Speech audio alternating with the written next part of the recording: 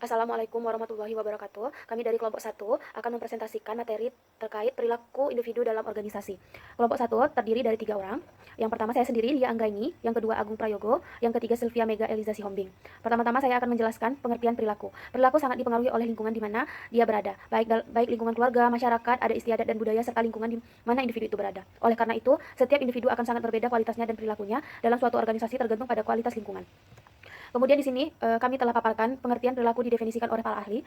Yang pertama, Toha tahun 2001 menyatakan perilaku adalah suatu fungsi dari interaksi antara seseorang dengan lingkungannya. Kemudian Octaviana tahun 2014 mendefinisikan perilaku adalah segenap manifestasi hayati individu dalam berinteraksi dengan lingkungan. Kemudian Notoa Mojo tahun 2010, perilaku merupakan respon atau reaksi seseorang individu terhadap stimulus yang berasal dari luar maupun dari dalam dirinya.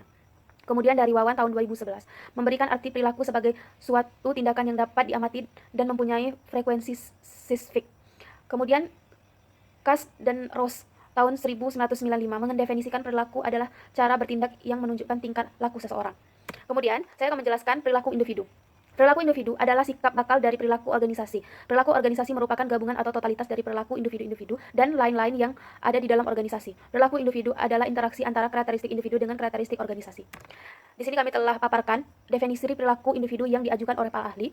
Yang pertama dari Robbins tahun 2001 menyatakan bahwa perilaku individu adalah meliputi karakteristik biografis, kemampuan, kepribadian, dan pembelajaran. Kemudian Toha tahun 2001 menyatakan perilaku individu adalah fungsi dari interaksi antara respon atau individu dengan lingkungannya.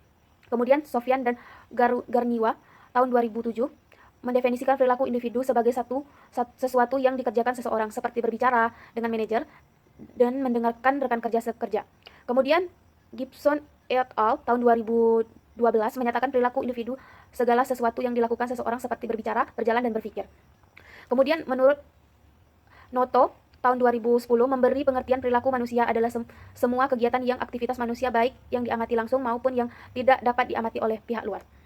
Kemudian slide berikutnya akan dijelaskan oleh teman saya Sylvia Mega Sihombing. Saya akan lanjutkan pembentukan perilaku individu. Perilaku individu dapat dibentuk dengan yang diharapkan ke arah pencapaian tujuan. Menurut Walgito tahun 2004, pembentukan perilaku dapat dibagi dengan 3 cara, yaitu yang pertama ada pembentukan dengan conditioning, yang kedua ada pembentukan perilaku dengan pengertian, lalu yang ketiga ada pembentukan perilaku dengan menggunakan model. Lalu Notoat Mojo tahun 2010 menyatakan ada beberapa 2 faktor pembentukan perilaku, yaitu faktor internal dan eksternal. Lalu dilanjutkan dengan nilai berdasarkan pendapat para ahli. Yang pertama ada Chaiken dan Stanger tahun 1987 mendefinisikan nilai sebagai suatu kepercayaan normatif tentang apa yang disukai dan tidak disukai. Yang kedua ada Coleman et al. Tahun 1974 menyatakan nilai adalah pertimbangan internal dan eksternal. Yang ketiga ada Wicaksono tahun 2014 mengartikan nilai sebagai hal-hal yang berguna bagi kemanusiaan. Yang keempat ada Muslik tahun 2011, nilai adalah kualitas yang menjadikan hal itu dapat disukai dan diinginkan. Yang kelima ada Chatip, itu tahun 1996, nilai sebagai sesuatu yang bersifat abstrak. Lalu ada di slide ke 8 dan 9 teman-teman boleh lihat tentang pengertian perilaku organisasi. Tentang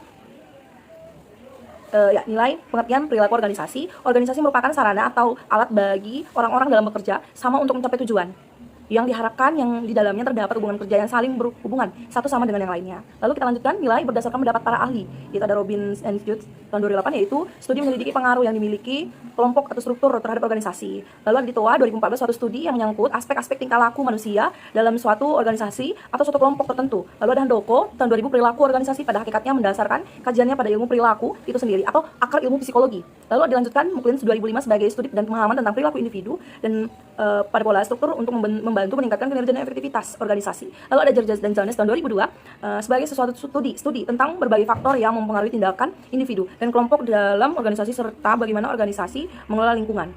Lalu ada Gordon tahun 2002, itu tentang konsep-konsep dan teori yang dapat membantu orang memahami, menganalisis, dan menjelaskan perilaku dalam organisasi. Lalu dilanjutkan ada Genbrecht dan Baron, itu tahun 2003, bidang bersifat multidisiplin yang membahas perilaku organisasi sebagai proses individu, kelompok, dan organisasional.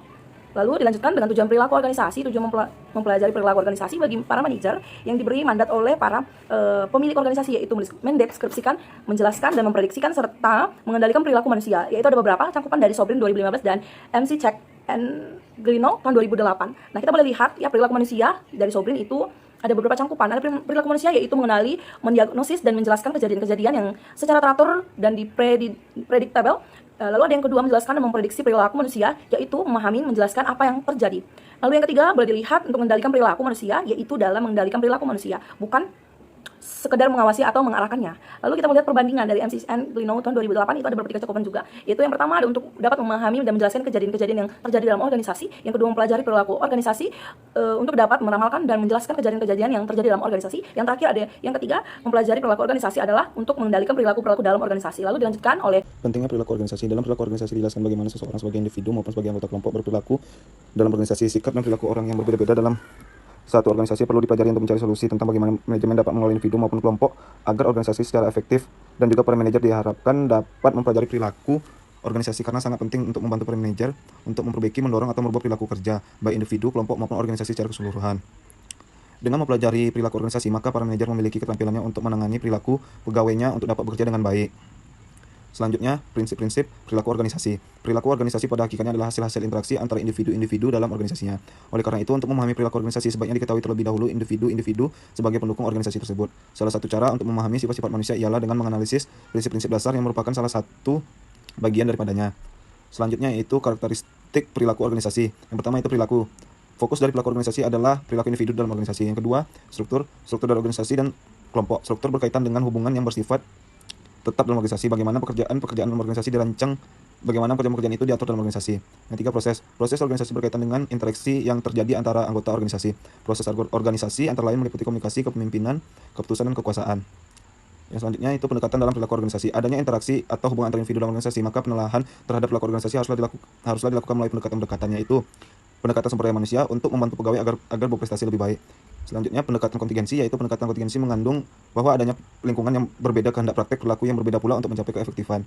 Yang tiga, pendekatan produktivitas. Produktivitas sebagai ukuran seberapa efisien suatu organisasi dapat menghasilkan keluaran yang diinginkan. Yang keempat, pendekatan sistem terutama diterapkan dalam sistem sosial di mana di dalamnya terdapat seperangkat hubungan manusia yang rumit yang berinteraksi dalam berbagai banyak cara. Selanjutnya yaitu perilaku individu dalam organisasi. Individu membawa dalam tatanan organisasi kemampuan, kepercayaan pribadi, pengharapan, kebutuhan, dan pengalaman masa lalunya. Ini semuanya adalah karakteristik yang mempunyai individu, dan karakteristik ini akan dibawa oleh manakala ia akan memasuki sesuatu lingkungan baru, yakni organisasi atau lainnya. Organisasi yang juga merupakan suatu lingkungan bagi individu mempunyai karakteristik pula.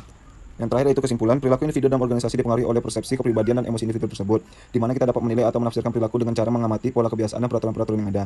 Perilaku setiap individu satu dengan yang lainnya berbeda, sehingga diperlukan suatu pendekatan untuk menyatukan individu-individu tersebut agar dapat mencapai tujuan secara bersama-sama.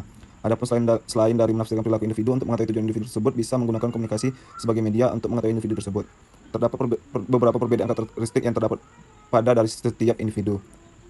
Sekian presentasi dari kelompok 1. Saya Agung Prayogo, izin undur diri dan meminta maaf jika terjadi kesalahan kata. Assalamualaikum warahmatullahi wabarakatuh.